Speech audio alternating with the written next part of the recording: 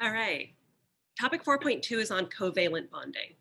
We're going to learn to make the structures themselves, mostly in 4.3, but here we're going to talk about what it means for something to be covalently bonded. Hydrogen has one valence electron, but in that first shell, it can handle two valence electrons. Two hydrogens, by bonding up next to each other, can use their electrons to form a pair and to fill each other's valence shells. I would draw it like this, or I can also indicate it like that, where this single line represents one pair of electrons, and that represents a single bond. What a covalent bond is this proton is attracted to those electrons, and this proton is also attracted to those electrons. So it's the electrostatic attraction between a shared pair of electrons and the positively charged nuclei. And it needs to be plural nuclei to have two atoms stick together. If I were to show you F2's Lewis structure, I would also have a single bond, and then each fluorine would have what we call three lone pairs of electrons. Fluorine normally has 7 valence electrons. If I draw a second fluorine with its 7 valence electrons in a different color, you can see how those two electrons can form a pair, which we indicate there as that single bond. Oxygen's double bonded.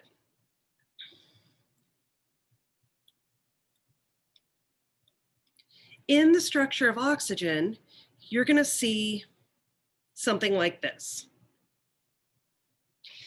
This is what we call a double covalent bond. And each line represents 2 electrons, so that represents 4 total electrons. N2 has a triple bond.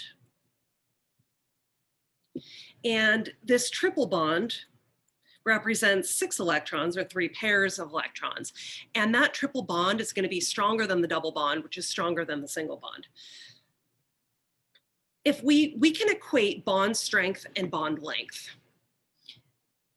Fluorine is a smaller molecule than chlorine, which is smaller than bromine, which is smaller than iodine. The I-I bond is going to be longer than the FF bond.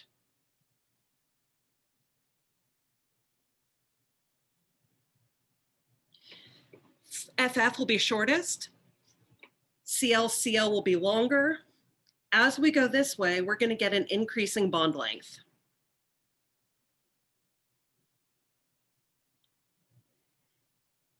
The shorter bonds, however, are stronger. Typically, the way that we measure bond strength is with a higher bond enthalpy. You learned earlier this year that bond enthalpy is the energy required to break 1 mole of a type of bond. And so FF would have a higher bond enthalpy than II. If I were comparing singles and doubles and triples, for example, the carbon-carbon bond, I need to show you what these structures look like. C2H6 has 2 carbon single bonds, and then each carbon has 3 hydrogens on it. In C2H4, the carbons are double bonded, and each carbon has 2 hydrogens. In C2H2, the carbons are triple bonded, leaving room for 1 hydrogen on each carbon. Notice how bond length and strength changes here. Single bonds are longest. And that's reflected by a higher bond length than the triple bond. Similarly speaking, or not similarly speaking, but similar to the last thing, bond enthalpy, the triple bond is the shortest bond and it's the strongest bond, meaning it takes the most energy to break. You might be asked to, excuse me, to indicate on the structure of a molecule bond polarity using something called partial charges.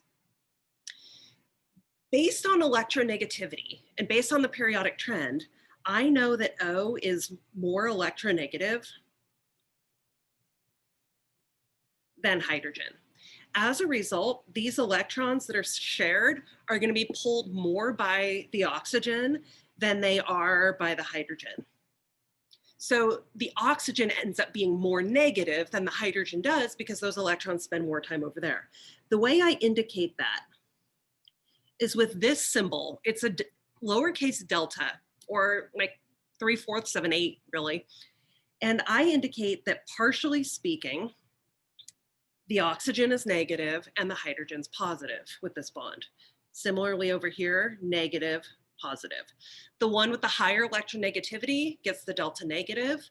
The one with the lower electronegativity gets the delta positive. Let's look at another example. CO2. Which one's more electronegative? Looking at my periodic trend, oxygen is closer to the upper right than the carbon is. So I would indicate the delta negative on this one and the delta positive here, delta positive here, delta negative there for each one of those bonds.